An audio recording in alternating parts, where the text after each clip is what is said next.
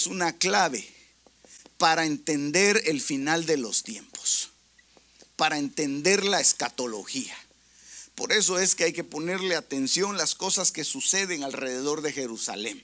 Y si usted ve Zacarías capítulo número 12, es un texto que se ha utilizado mucho en este último tiempo, precisamente por el nombramiento, por el reconocimiento de Jerusalén como la capital de Israel, que es lo que hizo precisamente el presidente de los Estados Unidos recientemente y que enfureció a toda la comunidad internacional. Todos los países de la ONU estaban en contra de eso, precisamente porque Jerusalén es una clave para poder nosotros entender, y es una clave que va a desembocar en destrucción para los que se opongan al gobierno de Israel comandado desde Jerusalén, porque ha habido una teoría desde hace muchos años, antiquísima, ¿verdad?, que el que tiene el gobierno de Jerusalén tiene el gobierno del mundo. Entonces por eso es que las naciones se han opuesto y hasta le han pedido, ahorita el pedido que tiene la organización palestina es que la ONU reconozca, eso lo elevaron ellos esta semana, que la ONU reconozca a Jerusalén como la capital de Palestina. Entonces van a ir en contra de lo que dijo el presidente de los Estados Unidos. Entonces, bueno, el punto es que aquí lo que pasa en Jerusalén hay que ponerle mucha atención. Y aquí en la Biblia, las cosas que suceden precisamente en el libro de Apocalipsis van orientadas hacia que nosotros le pongamos atención a ciertos puntos clave. Yo se los voy a ir anotando ahí. Uno de ellos es Jerusalén. El espíritu de gracia y de súplica me mirarán a mí, a quien han traspasado. Entonces en Jerusalén fue en donde se dio eso, donde se dio ese juicio, donde se cometió esa situación que ya le expliqué, romanos y judíos. Se gestó la salvación sin saberlo ellos, pero en el mismo lugar en donde el Señor fue prácticamente, Él entregó su espíritu y fue llevado por el Padre, en ese mismo lugar Él regresa. Por eso es que el Señor dice que Él va a posar sus pies sobre el monte de los olivos, y el monte de los olivos se va a partir en dos. Eso está en Jerusalén. El monte de los olivos se va a partir en dos. Entonces Él va a regresar ahí. Y eso es Apocalipsis 1:7. Ya no se lo leo otra vez, ¿verdad? Pero dice, y todo ojo le verá. Entonces cuando Él venga y regrese a Jerusalén, todo ojo le va a ver. Ahí es donde todos se van a asustar. Ahí es donde el Señor dice, y se lamentarán por Él. Me mirarán a mí, a quien han traspasado, y se lamentarán. ¿Por qué? Porque, y hay otro pasaje también en Zacarías que dice que los judíos le preguntan al Señor y le dicen, y esas heridas que tienes en tus manos, ¿quién te las hizo? Y el Señor les dice, esas heridas fueron hechas en casa de mis amigos. Entonces, mire hermano, qué cosa más tremenda, porque ahí el Señor se ascendió y ahí el Señor va a descender en la venida de Apocalipsis 1:7. En eso estamos hablando, ¿verdad? Sí me están siguiendo, o se quedó alguien retrasado por ahí, hermano. ¿Lo esperamos o seguimos? Aleluya. Mejor lo jalamos así, vengas, hermano. Aquí le vamos a dar agua para que siga caminando. Entonces mire pues, el retorno de Cristo, tengo un pasaje ahí, 2 Timoteo capítulo 4 verso 8, se lo voy a leer, pero como usted tiene su Biblia, tal vez no es ni necesario que lo haga. Dice, y desde ahora me aguarda la corona. Oiga, esa es una versión que yo le puse ahí, que dice la inicial pequeñita, dice CJ. Es una versión que es muy similar a una versión que es la versión Huneman, que es una traducción prácticamente literal del griego al español. Y entonces esta versión, que es CJ, Corona de Jerusalén se llama, dice, y yo se la puse así, pero usted en su Biblia va a encontrar exactamente lo mismo, solo que con las palabras quizá en español o en inglés.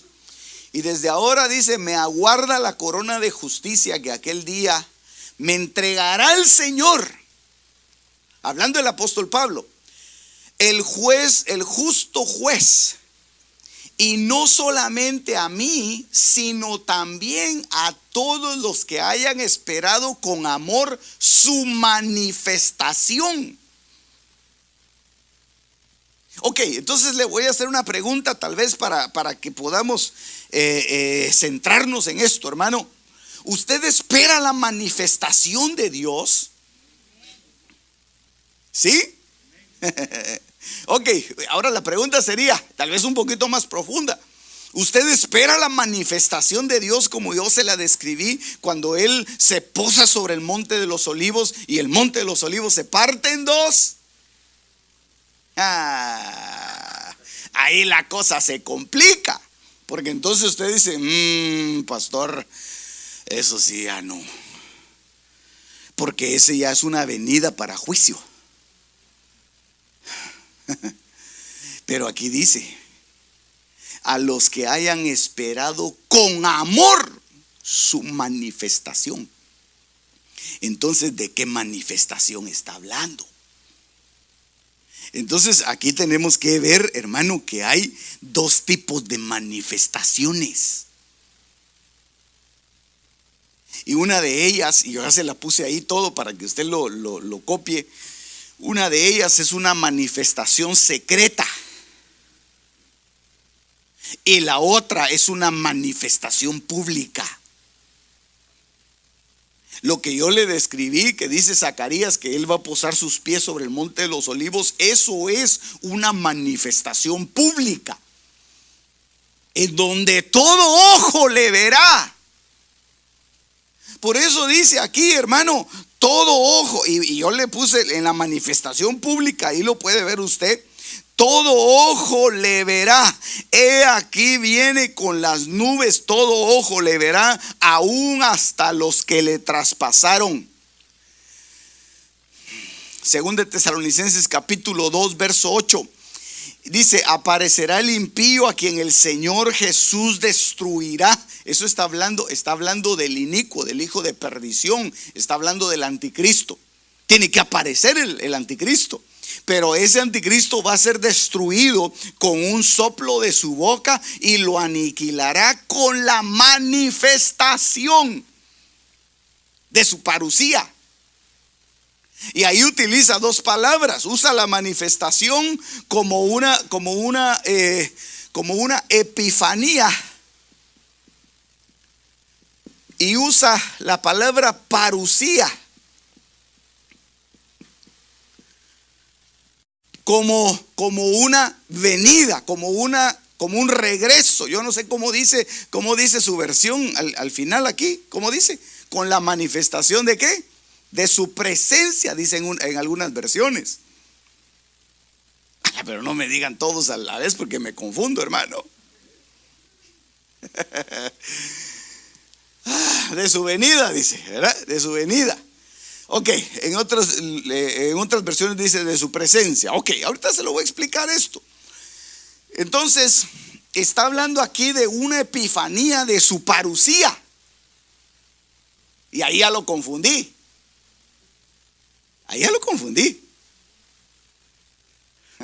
Pero no es mi intención confundirlo. Mi intención es desconfundirlo.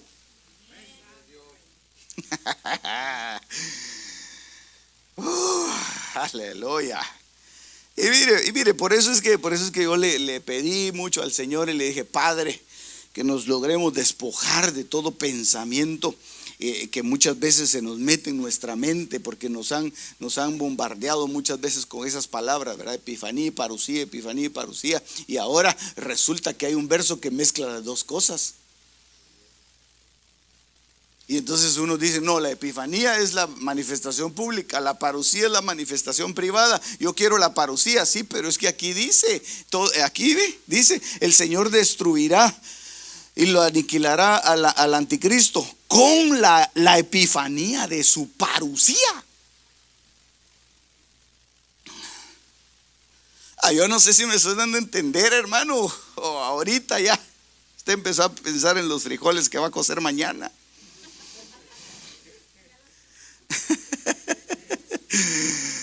Ay, pastor, ahorita sí me desconecté. No, ahorita nos volvemos a conectar todos, hermano, porque el punto de esto es que lo entendamos. El punto de esto es que lo entendamos, que van a haber dos manifestaciones. Y ahorita lo va a entender usted bastante fácil, porque dos manifestaciones, una pública para todos, todo ojo le verá, y una privada en donde dice, o secreta en donde dice Hebreos 12:14, buscad la paz con todos y la santidad, sin la cual nadie verá al Señor. Entonces esta es para toda la people, hermano. ¿Verdad? Esto es para toda la mara, hermano. Aleluya. Pero como no somos parte de la mara, sino de la Noemí, ¿verdad? Entonces, la manifestación para nosotros es una manifestación secreta, en donde el Señor se manifiesta a sus santos. Por eso es que va a ser como fue en Jerusalén. Antes de que todos lo vieran, se le presenta una mujer. Y la mujer sale corriendo y se va, hermano, y empieza a armar el tremendo alboroto. Y ya después que ella se ha ido, se le presenta en medio a los discípulos, hermano. Y los discípulos se quedan asombrados. Señor, era cierto y lo que decían, y que al tercer día, sí, no se preocupen, yo les quiero dar unas últimas instrucciones. Miren, esto vamos a hacerlo de esta manera. Yo no sé qué cosas le diría el Señor, hermano, pero fue algo de bendición tremenda. Pero no estaba Tomás. Cuando llegó Tomás, hermano, ya Tomás aquí estuvo el Señor. Tomás, no lo creo, dijo Tomás, no lo creo. Si yo no meto mi mano en su costado, yo no lo voy a creer. Y el Señor se le aparece y le dice, Tomás, no seas incrédulo. No seas incrédulo, porque después van a ser dichos de lo que tú dijiste. Como dijo Santo Tomás, hasta no ver, no creer. Así te van a agarrar. Entonces después, mejor sé creyente, Tomás, sé creyente, cree lo que estás viendo. Entonces se manifestó, hermano, de una manera privada y qué cosa más linda. Entonces, cuando el Señor regrese, va a haber una manifestación a sus santos. Y dice 2 de Tesalonicenses capítulo 2 verso 1. Y ahora, hermanos, a propósito de la parucía de nuestro Señor Jesucristo y de nuestra reunión con Él, os ruego que no se dejen mover tan fácilmente. No, si el Señor todavía no ha venido. Hermano, mire, si fuera la manifestación pública, ellos ya se hubieran dado cuenta. Pero fue una manifestación privada, en donde dijeron, el Señor está aquí, el Señor está por allá. Y por eso es que en Mateo capítulo 24 el Señor le dice, cuando le digan está por aquí o está por allá, ustedes no crean eso, porque tienen que venir señales. Entonces tiene que venir señales antes de la manifestación privada. Pero las señales que la gente está viendo son las señales de la reunión pública con Él. Y eso, al final de cuentas, la reunión pública va a ser, hermano, cuando nosotros ya vengamos en calidad de santos, acompañando al Rey de Reyes y Señor de Señores. Para eso nos estamos preparando. No nos estamos preparando para ser el bunch of people, hermano. Nos estamos preparando para ser los santos, los escogidos, los que aman al Señor con todo su corazón. Eso es lo que nosotros deberíamos de estarnos preparando y alistando. Entonces, aquí le presento yo este slide en donde vemos, hermano, que hay distintas palabras que se utilizan para hablar de la manifestación del Hijo de Dios. Una de ellas es la palabra que ya estudiamos, que es apocalipsis, que quiere decir revelación, manifestación, manifestar, quitar la cubierta, revelar o descubrir. Eso ya lo estudiamos. Sigo a lo siguiente. La otra es la palabra parusía, que quiere decir presencia, advenimiento, venida o reunión. Y yo le puse ahí, le resalté lo que va a suceder. Lo que va a suceder. Va a haber una revelación, va a haber una reunión. Y en la palabra epifanía es una manifestación, es un resplandor. O sea, un resplandecimiento o una venida. Entonces, esa es la venida. En relación a Cristo se menciona la palabra epifanía 6 veces. No se menciona la palabra epifanía para otra persona, porque va en relación únicamente a la manifestación divina, la manifestación de Dios, del Hijo de Dios. Esa es la palabra epifanía. Las otras sí. Aún el apóstol Pablo habla de su misma parusía, porque es una especie de reunión. Y la otra palabra es la palabra faneros, que quiere decir poner en evidencia, presentarse, aparecer, comparecer, conocer, demostrar, descubrir, manifestar o mostrar. Aleluya. Entonces, estas manifestaciones se van a dar en el momento en el cual, escuche esto, estas manifestaciones se van a dar en el momento en el cual el Señor venga de regreso por su iglesia. 4 manifestaciones diferentes. Y por eso es que nosotros debemos de prepararnos, porque si nosotros participamos solamente de la manifestación final, ya tuvimos que haber atravesado por un trecho de sufrimiento, al cual yo le voy a explicar cómo le llama la Biblia. Y que usted ya me imagino que sabe. ¿Verdad que sí? ¿Cómo se llama? La gran tribu. La gran tribulación. Porque ya, mire, ya cuando termina la tribulación, el Señor viene. Y entonces se levanta una guerra terrible, hermano. Se levanta la guerra de Armagedón. Ahí es donde se arman los ejércitos y se van a montar, van a querer montarse encima de Israel y de Jerusalén. Y es cuando el Señor aparece para defender a Jerusalén. Esa es la guerra de Armagedón. De ahí todavía tenemos que ver otras cosas más, hermano, y tenemos que ir poco a poco, porque al final la última guerra, la guerra final aquí sobre la tierra, es la guerra de Gog y Magog. En esa guerra participan todos, hermano. En esa guerra participan mejor no le digo quiénes. Mejor cuando lleguemos ahí le digo quiénes van a participar de esa guerra, hermano. Aleluya. Dice gloria a Dios todavía, ¿o no, hermano? Bendito el Señor, hombre. Y es que mire, esto tiene, hermano, una relación, mire, impresionante, milimétrica, con la proclama que se acaba de hacer. Impresionante.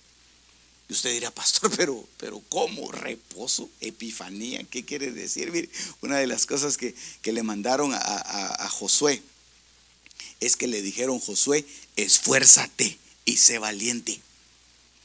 Usted conoce ese verso, ¿verdad?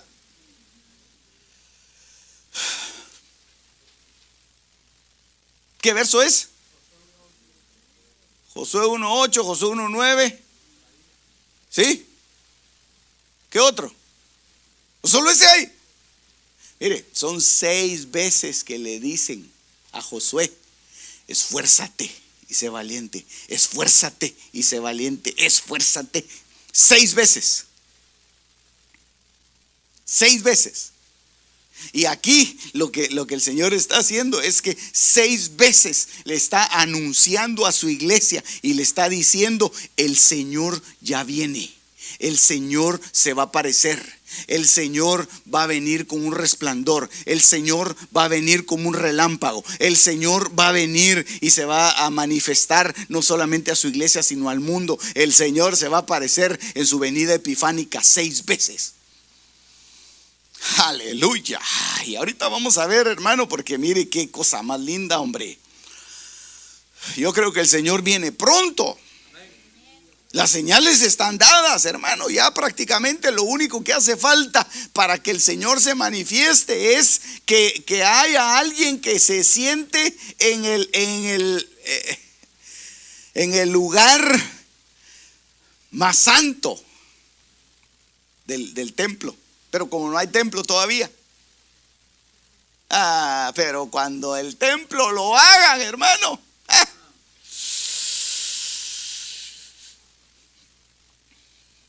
Yo creo que cuando el templo, mire, cuando el templo lo estén haciendo, eso es lo que yo pienso. Si quiere, apúntelo ahí a mi cuenta, ¿verdad? El pastor dijo, y eso es lo que él piensa. Pero a la par de lo que yo piense, usted ponga lo que usted piensa. Pero yo pienso que el templo nosotros vamos a ver cuando lo estén construyendo. Y creo yo que esa va a ser una señal para aquellos que ya no creen en nada, hermano. Aquellos que dicen: no, ya tantas veces que dijeron que el Señor venía y que sí, que no. Y aún así, cuando lo estén haciendo, van a haber muchos que van a decir: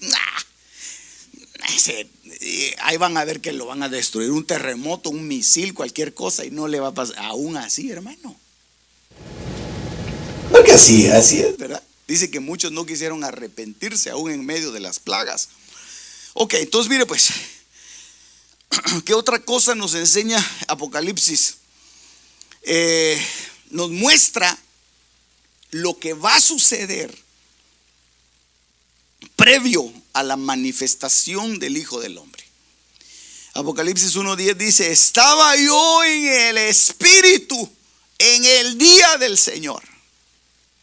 Así es como dicen, las versiones buenas dicen así: estaba yo en el Espíritu en el día del Señor, y lo ponen con una E mayúscula que quiere decir la divinidad, el Espíritu de Dios. Estaba yo en el Espíritu, es decir, había un éxtasis.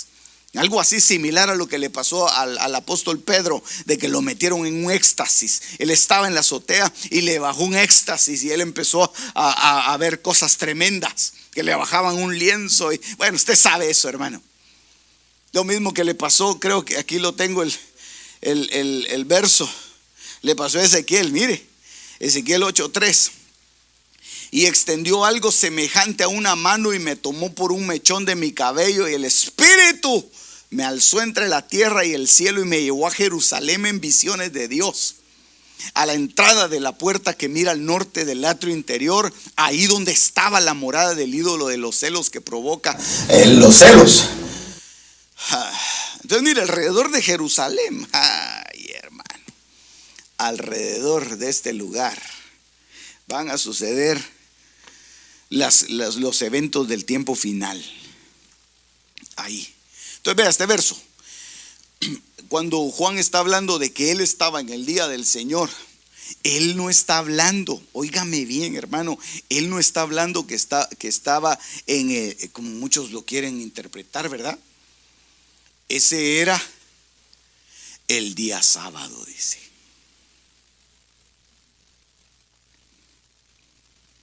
No, dice otro, eso era el domingo, dice, porque después se cambió de sábado a domingo. Lo que tenemos que entender, hermano, es que la Biblia, tan linda que es la Biblia, se explica a sí misma, hermano. Entonces lo único que tenemos que ir a ver es qué dice la Biblia. ¿Qué dice la Biblia, porque algunos escritores dicen, no, es que los discípulos antes le decían el día del Señor al día sábado. Pero enséñeme lo que dice la Biblia. No, pero es que esa es una tradición y usted sabe que los eruditos, que los teólogos, que esto, que pirulín, ping pong. Bueno, lo que la Biblia dice es lo que yo le enseño, hermano. Entonces, el pasaje que le leí de Ezequiel fue un traslado al futuro. El pasaje que le voy a enseñar acá, solo para enseñarle cómo fue trasladado el apóstol Juan. Ese fue un traslado en el espacio. Pero no estoy hablando del espacio exterior, ¿verdad? Estoy hablando de un espacio. Es decir, mire pues, ¿Cuántos entienden lo que yo les estoy diciendo, hermano? Va, gloria a Dios, gloria a Dios. Si no, yo lo explico, yo no tengo problema en eso. Digamos, esa bocina está en un espacio, está en aquel lugar.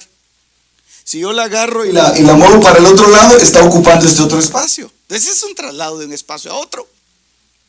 Así de sencillo, ¿verdad? Y un traslado como el que le ocurrió a Ezequiel, o como el que le ocurrió al apóstol Juan, fue un traslado no solamente en el espacio, sino que en el tiempo. A él se lo llevaron y lo metieron en otra época. Hechos 8:39, al salir ellos del agua, el Espíritu del Señor arrebató a Felipe y no lo vio más el eunuco, que continuó su camino gozoso. Entonces ahí lo trasladó, lo agarró, hermano, y lo colocó. Digamos que esta es la tierra. Entonces, en el caso de Felipe, Felipe estaba en este lugar y fue trasladado a otro lugar. Ese es un traslado espacial. De espacio, ¿verdad? En el caso de Ezequiel y en el caso de algunos otros profetas que ustedes los van a encontrar fácilmente, ellos fueron trasladados por medio de traslados temporales. Es decir, ellos estaban aquí en este lugar y fueron trasladados al futuro en el mismo lugar, solo que en otra época. En Jerusalén, solo que en otra época. Entonces todo estaba cambiado. Lo que le pasó al apóstol Juan es que a él no solamente lo trasladaron en el tiempo, sino que lo trasladaron del lugar. Lo trasladaron del lugar, pero no lo colocaron sobre la tierra, sino que lo colocaron en un espacio. Esa cosa más tremenda, ¿verdad? Un espacio dimensional fuera de la tierra.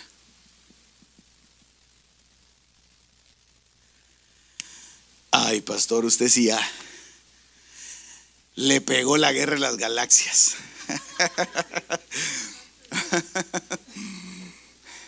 Lo trasladaron fuera de la tierra, hermano. Se lo llevaron, mire, al apóstol Pablo. Él por eso es que no sabía cómo era que había habido el movimiento, porque él decía, yo no sé si fue en el cuerpo, fuera del cuerpo, pero a mí me llevaron al tercer cielo. Yo fui a ver las cosas inefables que están allá, y no solo al tercer cielo, sino que también me llevaron a las profundidades, en donde vi cosas que si yo les contara. Entonces al apóstol Pablo se lo llevaron a dar un colazo por todos lados, pero al apóstol Juan lo pusieron aquí, hermano, lo pusieron en una plataforma desde la cual le mostraban las cosas, lo que iba a suceder en la tierra y lo que iba a suceder en el cielo. Por eso es que él vio en el cielo, dice, y vi en el cielo una gran señal. Apocalipsis capítulo 12. una mujer que estaba dando a luz con dolores de alumbramiento. Entonces a él se lo llevaron a un lugar en donde él podía presenciar todo eso. Eso fue y ¿sabe cuándo se lo llevaron? Mire pues, ya le expliqué a dónde se lo llevaron.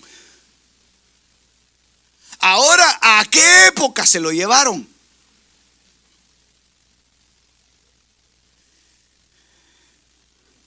Al 2018. Aquí lo dice. Estaba yo en el Espíritu en el día del Señor. Se lo llevaron al día del Señor. Mire pues. Dígame usted cuándo cumple años. Este año. ¿Alguien cumple años en julio? ¿En agosto? En agosto. ¿Alguien cumple en agosto? ¿Cuánto de agosto? 30 de agosto. Entonces mire pues, yo ahorita en este momento voy a volar al 30 de agosto de este año, el día del cumpleaños de la hermana. Y entonces de repente me lo llevo a usted y nos vamos todos y vamos a ver y vamos a ver su pastel y todo. Pero fue el día del cumpleaños de la hermana. Entonces aquí lo que está diciendo el apóstol Juan es: estaba yo en el Espíritu y fui trasladado al día del Señor. Y el día del Señor, cuando lo empieza a describir el apóstol Juan, hermano. El día del Señor, grande, cosas grandes y terribles vio él ahí. Entonces él empezó a mirar, hermano, las cosas que pasaban en el día del Señor. Y la Biblia habla, hermano, incontables veces del día del Señor. Por eso es que cuando el apóstol estaba haciendo la proclama, él dijo: hay por lo menos, dijo él. No sé quiénes se acuerdan de la proclama. Hay por lo menos 19 palabras, 19 veces que se menciona el día del Señor de distinta manera. Todavía no estaba dormido, ¿verdad? O estaba pensando cómo destapar el baño. Aleluya. Es que ese día fue tremendo, hombre. Ese sí fue el día del Señor, hermano. Grande y terrible. No, pero ya el hermano lo arregló y gloria a Dios, que Dios lo bendiga y lo bendiga otra vez. Entonces, cuando habla de traslados, aquí no le puse traslados dimensionales, pero eso también es otra forma de ser trasladado, traslados dimensionales, traslados en el tiempo, traslados en el espacio. Y aquí, ahí ya no lo va a ver, porque el día del Señor se le puede, la Biblia dice y lo enumera, por lo menos, mire, hermano, yo encontré 40 formas en que la Biblia dice cómo se le llama el día del Señor. La tribulación, el día terrible, el día del mal, el día de la ira, el día de la congoja. No se los voy a decir las 40. Mire pues, ahí le voy a dar copia y ahí va a ver. La semana 70 de Daniel. Yo le puse ahí las palabras que consideré que nos dan a nosotros una idea más clara de lo que es el día del Señor, hermano. Es un día de tinieblas. Es un día de la indignación de Jehová. Es el día de la ira del Dios Todopoderoso. Es el día de la angustia de Jacob. Es la hora de la prueba. Es la hora del juicio. Es el horno 7 veces calentado. Bueno, hermano, mire, la Biblia nos dice a nosotros que ese tiempo es un tiempo de tribulación tan terrible que la gente, que nunca, ni siquiera la gente se ha imaginado qué clase de dolores y qué clase de sufrimiento va a haber en el día de la tribulación. Y por eso es que creo que Dios nos dejó, hermano, a lo largo de toda la Escritura, advertencias acerca de ese día. Y cómo ser salvados de no pasar por ese día. Una de las cosas que me acuerdo yo creo que es el Salmo 41 que dice: bienaventurado el que piensa en el pobre, porque en el día malo lo librará Jehová. Aleluya. Y en una traducción dice: del día malo lo librará Jehová. O sea que hay muchas maneras, hermano, hay muchas formas de escapar de este tiempo tribulacionario. Muchas formas de escapar. Bendito el nombre del Señor. Entonces, una de las cosas que nosotros tenemos que entender, hermano, es de que para poder escapar de esto tenemos que esforzarnos. Esfuérzate y sé valiente. Esfuérzate en entrar en el reposo de Dios. Esfuérzate. El domingo estuvimos hablando de cosas que nos trasladan al reposo, de cosas que tenemos que hacer para nosotros reposar realmente. Y una de esas cosas es estudiar la palabra, leer la palabra. Eso nos va a nosotros de alguna manera ir quitando las cosas que nos pueden servir de lastre y para quedarnos en esa época tribulacionaria. Hay gente que se está preparando para la tribulación, hermano. Sí, yo no sé si usted sabía, pero hay congregaciones que se preparan para la tribulación. Y dicen: no, sí, qué chiste tiene salir corriendo. Si cuando vengan los tunazos es que tenemos que estar listos aquí con la espada y con la ametralladora.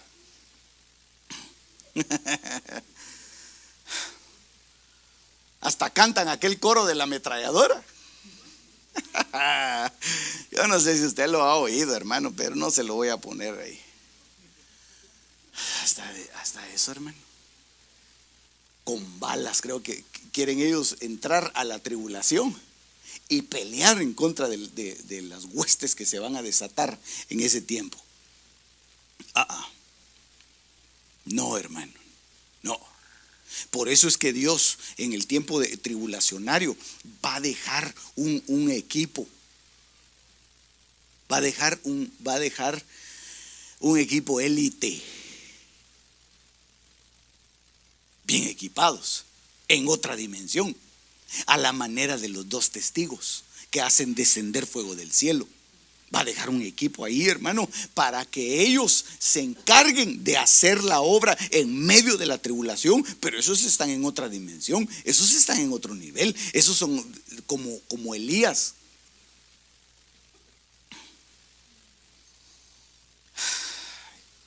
Pero ya vamos a llegar ahí, hermano, no se preocupe, ya vamos si el Señor nos presta la vida. Apocalipsis capítulo 1, verso número 4 dice: Juan a las 7 iglesias que están en Asia, gracia a vosotros y paz de aquel que es, y el que era y el que ha de venir, y de los 7 espíritus que están delante de su trono. Entonces, otra de las claves que nos entrega el libro de Apocalipsis, hermano, es que todo lo da el Señor en el libro de Apocalipsis en números de 7. Por eso es que usted ve que el libro de Apocalipsis está prácticamente, hermano, está marcado por el número 7. Está marcado por el número 7. 7, 7, 7, 7, 7. ¿Por qué? Porque el Señor de alguna forma nos está preparando a nosotros, y no podemos ser preparados en la carne. No podemos ser preparados, hermano, con armas carnales. Las armas de nuestra milicia no son carnales, sino poderosas en Dios para destrucción de fortalezas. Entonces no podemos prepararnos, hermano, con cosas carnales, tienen que ser con cosas divinas. Por eso es que Dios pone la marca, el 7, el 7, el 7, y la marca del 7 lo vamos a ver en todo el libro de Apocalipsis, pero aquí está marcando algo maravilloso, que es los 7 espíritus de Dios, que vienen para reforzar y para hacer la obra en este tiempo, antes de que venga el tiempo tribulacionario.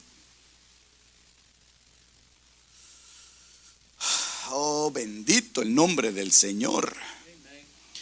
Dice Isaías capítulo 11, verso 1. Y este fue un verso que leímos el día domingo. Y brotará un retoño del tronco de Isaí, y un vástago de sus raíces dará fruto, y reposará sobre él el espíritu de Jehová, espíritu de sabiduría y de inteligencia, espíritu de consejo y de poder, espíritu de conocimiento y de temor de Jehová.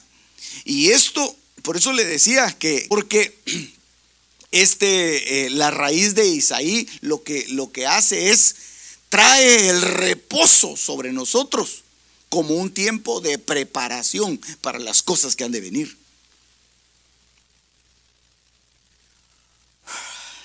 Vea pues, no sé si usted lo vio, se lo voy a poner otra vez. Pero aquí solo le quería decir de los 7 espíritus que están delante de su trono. Y aquí dice, y reposará sobre él. ¿Por qué? Porque lo que reposó sobre él es para nosotros. Porque nosotros, hermano, tenemos que ser metidos en él. Por eso es que tenemos que esforzarnos por entrar en el reposo. Ay, Dios mío, Padre Santo. Mire pues,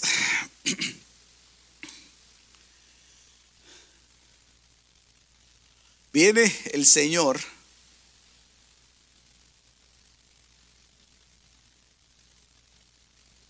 y reposa sobre él. Dice, brotará un retoño del tronco de Isaí, un vástago de sus raíces dará fruto, y reposará sobre él. E mayúscula. ¿Está hablando de quién? No está hablando de David, sino que está hablando del hijo de David. ¿Sí? Eso se lo expliqué el domingo, del hijo de David. Entonces, reposa sobre él. ¿Qué reposa sobre él? El espíritu de Jehová, que ahorita le voy a explicar qué es exactamente lo que reposa sobre él. El espíritu de Jehová, que son 7 espíritus.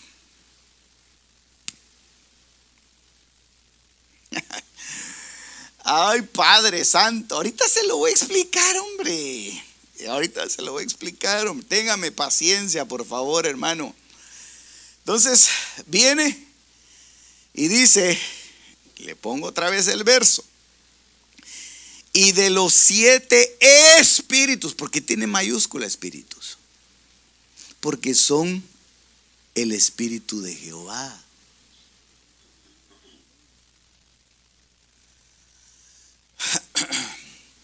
Entonces, cuando reposa sobre él el espíritu de Jehová, entonces Cristo se constituye en nuestro reposo. Y por eso es que nosotros, cuando somos metidos en él, entramos en el reposo de Dios. Entonces, al entrar nosotros, mire, aquí está usted, hermano. Mire, aquí está usted, hasta con gorra, mire, todo maleducado está ahí. Vamos, ahí está. Usted se metió en Cristo, o por lo menos lo están metiendo en Cristo, ¿verdad? Porque yo le expliqué, no es lo mismo Cristo en nosotros que nosotros en él. O no se lo he explicado, se lo voy a explicar otra vez, ¿verdad? No es lo mismo estar con Cristo, ni que Cristo esté en nosotros. Cristo en nosotros, la esperanza de gloria, ¿verdad? Pero el que está en Cristo, nueva criatura es. Entonces Cristo se mete en nosotros y después nosotros nos metemos en Él. Sí, ¿verdad? Nos metemos en el reposo. Entonces entramos en el reposo. Y por eso es que usted no guarda el sábado, hermano. Porque para usted todos los días es sábado, ¿verdad? Para usted todos los días, no es que sea sábado, para usted todos los días es reposo.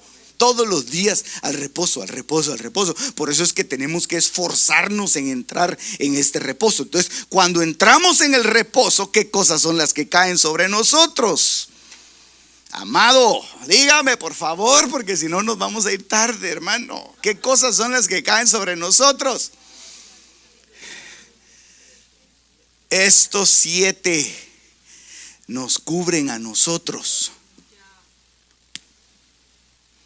Estos 7 están sobre nosotros. Yo se lo voy a decir rápido porque si no después ya no le digo las cosas que le tengo que decir. Entonces dice, el Espíritu de Jehová, el Espíritu de sabiduría, el Espíritu de inteligencia, el Espíritu de consejo, el Espíritu de poder, el Espíritu de conocimiento y el Espíritu de temor de Jehová. Y eso es la clave de entender otra clave, ¿verdad? Aquí hay muchas claves, hermano. Ya le puse Jerusalén, ya le puse los números 7 y ahora está los candeleros. Y eso no lo vamos a ver hoy porque los candeleros habla de las iglesias. Los candeleros habla de las iglesias y entonces por eso lo importante, hermano, mire, lo importante de la tierra. ¿Qué es lo importante en la tierra? La iglesia. La iglesia. Mire, pues acaban de haber unos incendios terribles allá en California, hermano. Y cuando a la gente le decían, tienen que desalojar su casa, tienen que irse, ¿qué era lo que ellos agarraban? Ellos no agarraban la puerta, ¿verdad? Ni la tina del baño, ¿verdad? Llevémonos la tina, ¿cuánto me costó? Y llevémonos las puertas, llevémonos la lavadora. No, ellos agarraban, hermano, a su familia, a los chiquitillos, los metían al carro, hasta el chucho, el loro, el gato. Y vamos todos, porque eso era lo importante. Entonces, en esta tierra, lo importante es usted. El Señor no le importa, hermano, la iglesia, el edificio. El Señor no le importa, miren los edificios, el edificio, el Trump Tower. ¿Qué le importa al Señor el Trump Tower? A lo que el Señor le importa es la iglesia. A usted le importa el Señor. Y a usted lo va a venir a rescatar. Y a usted lo va a venir a salvar. Y a usted lo va a venir a traer. Y lo va a arrebatar para que no pase por el día malo. A lo demás que se queme, que pase lo que pase, hermano. Pero a usted me lo trata bien. El Señor Jesús. Aleluya. Qué lindo es Dios, hermano. Entonces, aquí la clave. Tenemos, hermanos, los candeleros, la iglesia. ¿Qué va a pasar con la iglesia? Y por eso es que la menorá viene en esta forma también. Yo le puse ahí una menorá, el Espíritu de Jehová, el caño central. Y yo le expliqué. Yo no sé si lo he explicado aquí, pero yo le expliqué. La menorá no es que tenga 7 brazos. Son 6 brazos y un caño central. Y el caño central es el Espíritu de Jehová.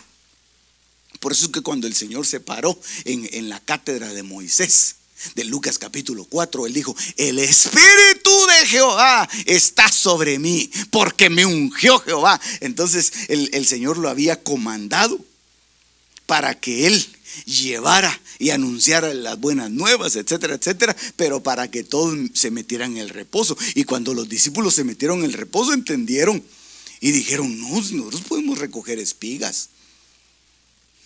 No, si nosotros podemos sanar enfermos, limpiar leprosos, nosotros podemos caminar y más de una milla el día de reposo. ¿Por qué? Porque estamos metidos en el reposo de Dios. Gloria a su nombre. Deme 2 minutos y nos vamos. Porque es que ya no llegué a donde quería llegar, hermano. Isaías 11:3: y se deleitará en el temor del Señor, no juzgará por lo que vean sus ojos, ni sentenciará por lo que oigan sus oídos, sino que juzgará al pobre con justicia y fallará con equidad para los afligidos de la tierra, y herirá la tierra con la vara de su boca, y con el soplo de sus labios matará al impío. Entonces aquí lo que está haciendo el Señor es que Él va a venir a juzgar. Él está hablando de un juicio. Es decir, hermano, lo que anuncia el libro de Apocalipsis sí es precisamente juicios. Pero está hablando juicios no solamente como un castigo, sino que está hablando juicios, digamos, en el caso nuestro, para nosotros no va a haber un castigo. Bueno, el mayor castigo que puede haber es que no nos den un galardón, ¿verdad? Que le digan, siervo egoísta, vete para allá. Señor, pero voy a ser salvo. Sí vas a ser salvo, pero antes vas a tener que pasar por ese horno.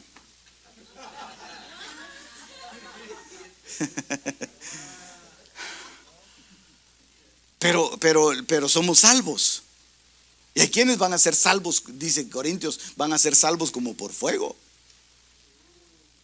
Van a pasar de panzazo, hermano. Porque ¿qué? No se portaron bien, fueron malcriados, no le hacían caso al pastor, se dormían. Aleluya, ahí se desquita el pastor, ¿verdad? Diciendo un montón de cosas. Pero mire, hermano, los que no fueron obedientes, les va a ir mal. Es decir, no les va a ir bien. ¿Verdad? Es diferente, ¿verdad? No les va a ir bien. Porque van a haber unos que van a tener galardones y van a haber otros que van a ser avergonzados. Eso dice la Biblia. Entonces viene el Señor aquí en Isaías 11, y entonces lo que hace es que con esos 7 espíritus juzga, hace juicio y establece, mire el número 7, hermano, y establece su reino. Yo quería llegar a otra cosa, hermano, pero ay, Padre Santo, yo quería llegar al misterio de las 7 estrellas, pero ya no me da tiempo.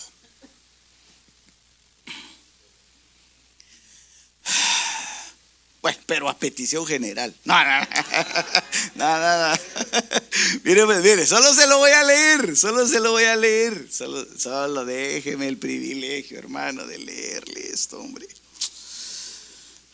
Padre Santo, es que qué cosa más linda, hombre. Apocalipsis 1:16: en su mano derecha tenía 7 estrellas. Aquí está el número 7 otra vez. Son 7 espíritus de Dios, y viene el Señor y agarra en su mano derecha 7 estrellas. ¿Por qué no en su mano izquierda? Porque la mano derecha se recuerda cuando nació Benjamín, que la mamá le puso de nombre Benoni, hijo de mi siniestra, hijo de mi vergüenza. Eso que quería decir Benoni. En realidad el nombre era tremendo, hijo de mi siniestra. Pero viene Jacob y le cambia el nombre y le dice: no va a ser Benoni, sino que se va a llamar Benjamín, hijo de mi mano derecha. ¿Por qué? Porque los hijos de la mano derecha, hermanos, son hijos que vienen a ser parte de la paternidad. Digamos, son hijos de bendición. Y por eso es que el Señor los tiene a esas estrellas en su mano derecha, porque son hijos de su mano derecha. Son hijos de bendición, son hijos de apoyo, son hijos de confianza. 7 estrellas, 7 hijos. ¿Qué clase de hijos son? En cuanto al misterio de las 7 estrellas, aquí lo dice. La Biblia se explica sola, ¿verdad?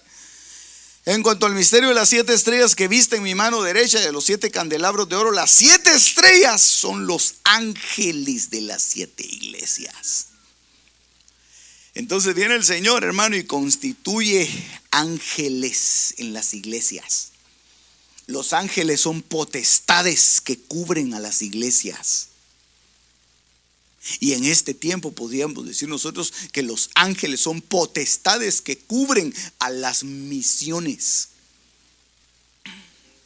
Por eso es que son diferentes unciones, diferentes ambientes. Todas partes del cuerpo de Cristo, pero cuidadas por ángeles, cuidadas por guerreros, cuidadas por estrellas. Las estrellas habla de ministros. Por eso es que en Judas, cuando está hablando de los falsos profetas, dice: estos son estrellas errantes. Una estrella errante es una estrella que pasa, brilla por un tiempo y después se desaparece, ¿verdad? Esa es una estrella errante, pero estas son estrellas de la mano derecha, son 7 estrellas que representan las 7 iglesias, las 7 unciones de Dios. Y ya no me da tiempo para explicar eso, hermano, lo vamos a dejar para la próxima vez, pero ya lo expliqué un poquito la vez pasada. ¿Cómo hay detrás o encima, ¿verdad?, de la iglesia hay coberturas, como lo tenía el tabernáculo? Tenía diferentes coberturas, tenía piel de cabra, tenía piel de tejón, tenía diferentes niveles de cobertura. De la misma manera, hermano, la iglesia tiene diferentes coberturas también, y esas son las potestades que Dios ha enviado. Y entonces Dios constituyó, dice, y él mismo constituyó a unos apóstoles, profetas, evangelistas, pastores y maestros, Efesios 4:11. Y entonces él los dio a la iglesia. Y entonces los dio y mandó a los ángeles para que los cubrieran. Por eso el que se opone a la autoridad, dice Romanos capítulo 13, se opone a la potestad que está sobre esa autoridad. Entonces, tremendo eso, hermano. Ya no nos da tiempo de explicarlo. El misterio de las 7 estrellas, y eso le iba a explicar hoy, hombre, el misterio de las 7 estrellas. Pero lo vamos a dejar para la próxima vez. Vamos a hacer una oración así, velozmente, en lo que mi hijo me ayuda ahí a ministrar un poquito. Y usted se pone de pie, hermano amado, y vamos a dejarlo hasta ahí. Mañana hay actividades también, y yo sé que hay que ir también a hacer cosas a la casa, y entonces vamos a ser prudentes. Pero yo quiero enviarlo a su casa con bendición. Una de las cosas que yo he entendido, hermano, al estar estudiando esto, créame, yo soy, creo, el más beneficiado de esto, es que los ministros de alguna manera tienen una capacidad de bendecir. Y entonces yo no quisiera pasar por alto la oportunidad de bendecirlo, porque cuando un ministro bendice, lo que está haciendo es que está peleando batallas en nivel espiritual, está peleando con potestades. Por eso es que a Daniel le dijeron, el ángel que lo llegó a ver le dijo: acabo de tener una batalla con el príncipe de Persia. Es decir, que en Persia había un príncipe que se estaba oponiendo, pero en los aires se estaba librando una batalla tremenda. Entonces, cuando el ministro bendice, hermano, yo no sé qué batallas se están librando, pero hay potestades que pelean a favor del pueblo. Hay potestades que pelean a favor suyo. Así que en el nombre de Jesús, Padre, con la autoridad, Señor, que tú